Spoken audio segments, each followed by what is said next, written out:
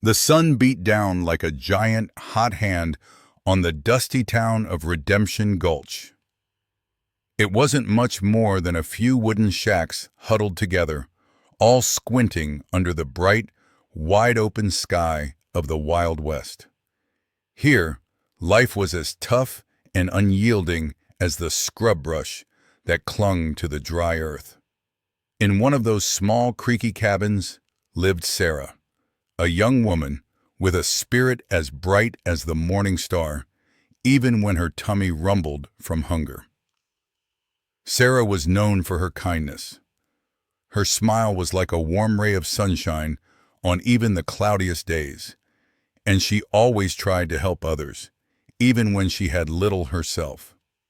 But these were hard times, truly hard. The harvest had been poor, the rains hadn't come when they were needed most, and the gold mines nearby had given up most of their glittery secrets. Food, food was the most precious thing in Redemption Gulch. A single potato was a treasure, a loaf of bread, a feast. People often went to bed with empty bellies, dreaming of a full plate. Every day was a struggle, a quiet battle against want and worry. Sarah felt it keenly, the gnawing emptiness, but she tried not to show it. She believed that hope was a sturdy shield, and kindness a powerful weapon against the gloom. Still, the scarcity weighed on everyone, a constant, heavy blanket that no one could quite shake off. Her own small pantry often echoed with emptiness, a stark reminder of how little there was to share, even with herself. Even with the constant worry of an empty pantry, there was a sadness deeper than hunger that often settled in Sarah's heart. It was the memory of her little brother, Thomas. He had been a boy with eyes as bright as bluebells and a laugh that sounded like tiny bells chiming. But years ago, when he was just a small boy, Thomas had wandered off from their old farm and never returned. The wild lands of the West were big and full of dangers, and many folks had told Sarah and her parents that Thomas was likely gone for good. Her parents had given up hope, their hearts heavy with sorrow until their dying days. But Sarah? She couldn't, not ever. Every sunrise she looked to the horizon, a tiny flicker of hope burning inside her. Every time a stranger rode into Redemption Gulch, her heart would skip a beat, wondering if it might be him. She pictured him older, maybe taller, with a strong cowboy hat pulled low, but still with those kind eyes. She kept a small worn wooden toy horse, a gift Thomas had carved for her, tucked safely under her pillow. Sometimes she would hold it tight, remembering his small hand in hers, their secret whispers, and the games they played in the tall grass. The thought of him was a bittersweet melody in her mind, a mix of deep love and aching loss. She missed him more than words could say, and a quiet prayer for his safe return was always on her lips, a wish carried on the dusty winds of the Wild West. One blustery morning, the kind that made the wooden shacks creak and the dust swirl in angry little tornadoes, a bitter cold swept through Redemption Gulch. It was the kind of cold that bit at your fingers and toes, seeping right into your bones. Sarah shivered, pulling her thin shawl tighter around her shoulders. Her stomach felt hollow, a familiar ache that had become a constant companion. She went to her small cupboard, hoping against hope that she might have overlooked something, a forgotten crust or a stray bean. But no, the shelves were bare, save for one lonely dry piece of bread. It was her last, a small, hard morsel that wouldn't fill her, but would at least quiet the loudest rumbles. She held the bread carefully, thinking of how long she could make it last. Maybe just a few bites now, and a few more later. As she stepped outside to fetch some water from the well, the biting wind whipped around her. Huddled against the wall of the general store, a figure sat, barely moving. It was an old man, very thin, his clothes ragged and torn, his face etched with hardship and hunger. His eyes, when he lifted them, were cloudy and full of a deep, tired sadness. He looked colder and hungrier than anyone Sarah had ever seen in Redemption Gulch. And that was saying something. Her own stomach growled, reminding her of the bread in her hand, but her heart ached for the old man. Sarah stood there for a moment, the biting wind tugging at her shawl, her own stomach grumbling softly. She looked at the old man, his shoulders slumped, his breath coming out in shaky puffs of white mist. Her heart felt a deep pang of sadness for him. She knew what it felt like to be hungry, but he looked like he hadn't eaten in days. Without another thought, she slowly walked over to him, her feet crunching on the frozen ground. "Here," she said softly, holding out her last piece of bread. Her voice was gentle, even though her fingers felt numb from the cold. The old beggar slowly lifted his head, his cloudy eyes widening a little when he saw the small hard crust. He looked from the bread to Sarah's face, a flicker of surprise, then something else, a deep gratitude shining in his tired gaze. His hand, thin and trembling, reached out and took the bread. He held it like it was the most precious jewel in the world. A small, almost hidden smile touched his lips, a kind smile that warmed Sarah more than the sun had all day. He didn't say much, just a soft, raspy, "Thank you, miss," but his eyes spoke volumes. Sarah nodded, a small smile of her own gracing her lips, feeling a warmth spread through her chest that had nothing to do with food.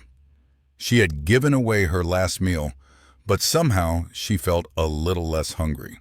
The next morning dawned brighter and a little warmer, as if the sun itself was smiling. Sarah woke with a lighter heart, even though her stomach was still empty. The kindness she had shown the old beggar had left a pleasant feeling, a quiet joy that no hunger could truly take away. She went about her chores, humming a little tune, her thoughts not on the lack of food, but on the simple good deed she had done. As the sun climbed higher, casting long shadows across Redemption Gulch, a new sound broke the quiet morning. The rhythmic thud of horse hooves, steady and strong, grew louder. All eyes in the small town turned toward the main road. A rider was coming. He was a tall man, sitting straight and easy in the saddle of a strong, dark horse. He wore a dusty cowboy hat pulled low, a worn leather vest, and a bandana around his neck. When he rode closer, slowing his horse to a gentle walk, Sarah felt a strange tingle down her spine. She watched him dismount with a smooth, practiced movement. As he took off his hat to wipe his brow, the sunlight caught his hair, a shade of warm brown, and his eyes, a clear, bright blue. Sarah's breath caught in her throat. There was something about his face, a curve of his jaw, the way his eyes crinkled at the corners, that looked familiar. It was like looking into a faded photograph that had suddenly come to life. Could it be? Her heart pounded a little faster. He looked a little like her father, like the faint memories of her mother. But years had passed, and people changed. She couldn't be sure. Not yet. He was just a stranger, a new cowboy in town. But her hope, that tiny, stubborn flame, flickered brightly. The new cowboy, who introduced himself as Jed, settled into Redemption Gulch for a spell.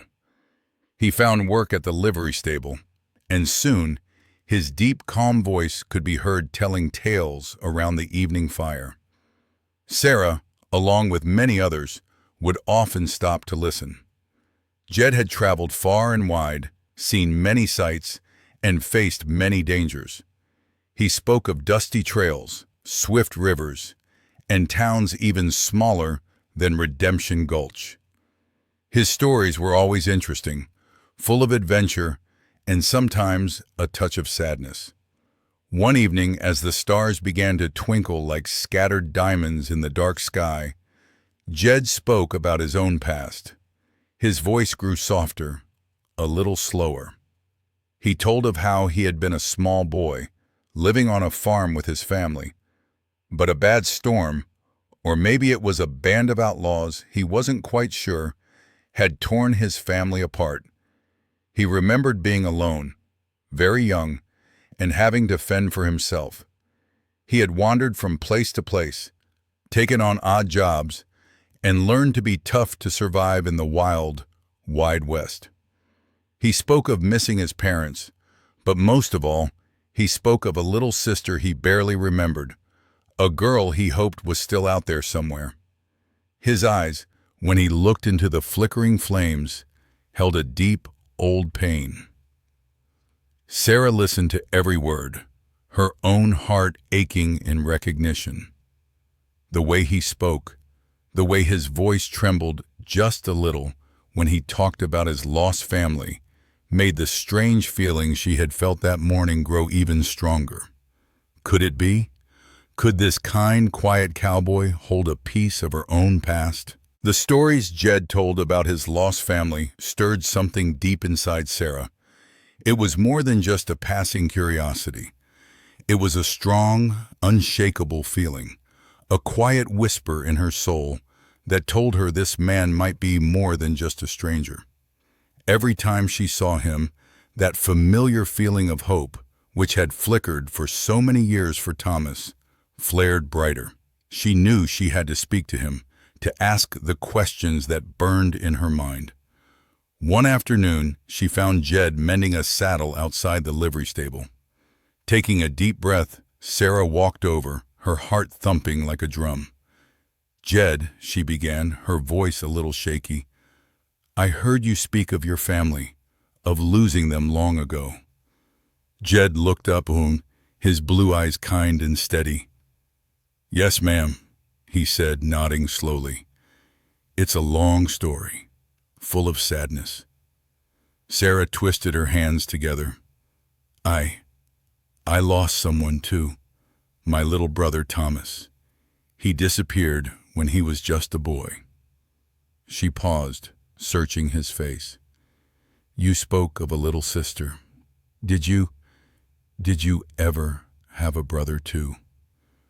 Her voice was barely a whisper now, full of a yearning that had been bottled up for years. Jed stopped his work, his brow furrowing in thought.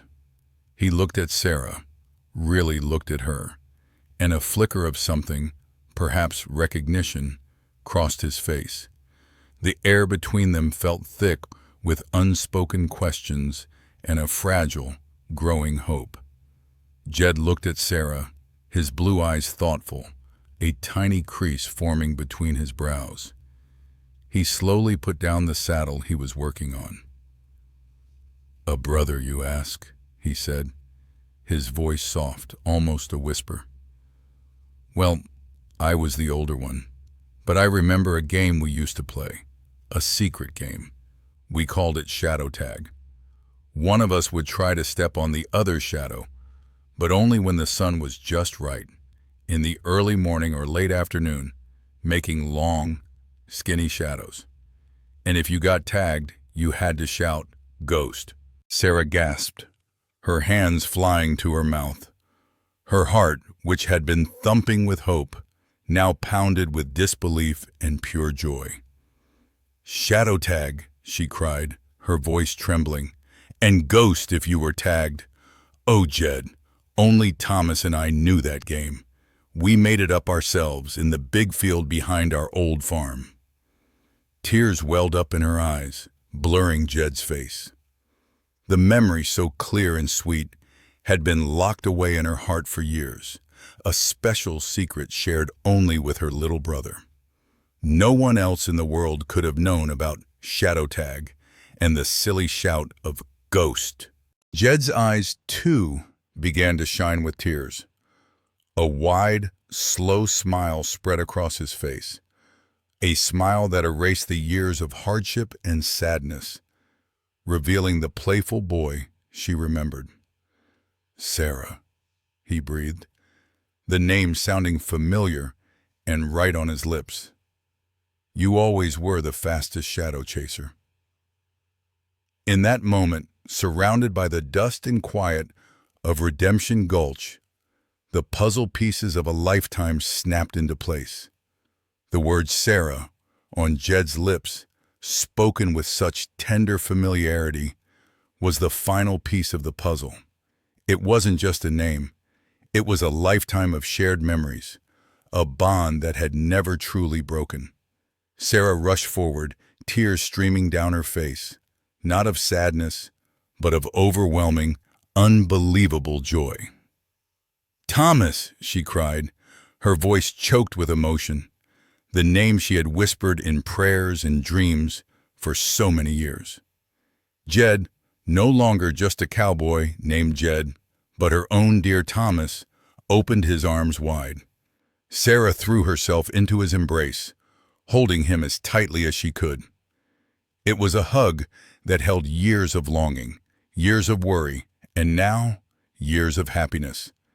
His arms, strong and comforting, wrapped around her, and she could feel his own shoulders shaking with quiet sobs. They stood there, in the middle of the dusty street of Redemption Gulch, two souls reunited against all odds. The townsfolk, who had been watching from a respectful distance, began to murmur, their faces showing surprise and then warm smiles. They had seen many things in the Wild West, but a reunion like this was rare and beautiful. Sarah pulled back just enough to look at Thomas's face, tracing the lines that time and hardship had etched there, but still seeing the bright-eyed boy beneath. His blue eyes, now shining with tears, were exactly as she remembered, full of kindness and a deep, true love. "I never stopped hoping," Sarah whispered, her voice thick with emotion. Thomas gently wiped a tear from her cheek. "And I never stopped looking for you, my sweet sister," he replied, his voice husky with feeling. Their hearts, once separated by distance and time, now beat together as one. As their tears of joy slowly quieted, Sarah looked at Thomas, a question forming in her mind. "But how did you find me? Why did you wait so long?" she asked, her voice still shaky. Thomas took her hands, his eyes full of a gentle love. "I've been searching for years, Sarah. I heard whispers of a kind woman in Redemption Gulch, a woman who looked like our mother. My heart told me it could be you." He paused, a small, knowing smile playing on his lips. "When I got close to town yesterday, I knew I had to be sure. It's been so long, and the world can change people. I wanted to see if my sister, my kind-hearted Sarah, was still the same." Sarah tilted her head, confused. "What do you mean?" Thomas squeezed her hands.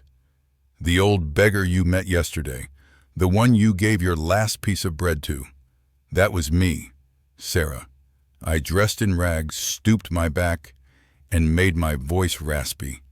I sat there, cold and hungry, to see if anyone would show true kindness." Sarah's eyes grew wide in surprise. She remembered the old man, his tired eyes, the grateful smile. It had been Thomas all along.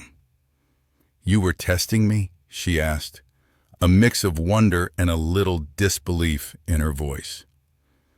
Thomas nodded. I had to know. And when you gave away your very last bit of food without a second thought, my heart swelled with pride.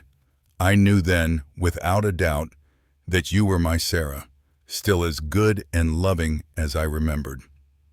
A warmth spread through Sarah, a deep comfort knowing that her act of kindness had led to this incredible reunion. With the truth out and their hearts overflowing, Sarah and Thomas felt a happiness they hadn't known in years. It was a joy deeper than any hardship they had faced, a warmth that chased away the long shadows of the past. They spent the rest of the day talking, sharing stories of their lives, filling in the blanks of the years they had been apart. Thomas told Sarah about his adventures, the kind people who had helped him, and the lonely nights he wished for his family. Sarah told him about her struggles in Redemption Gulch, her endless hope for his return, and the little wooden horse she still kept safe. They knew that life in the Wild West would still be tough, filled with hard work and challenges. But now, they wouldn't face it alone. We'll build something here, Thomas, Sarah said, her eyes shining with new dreams. Together, we can make a good life.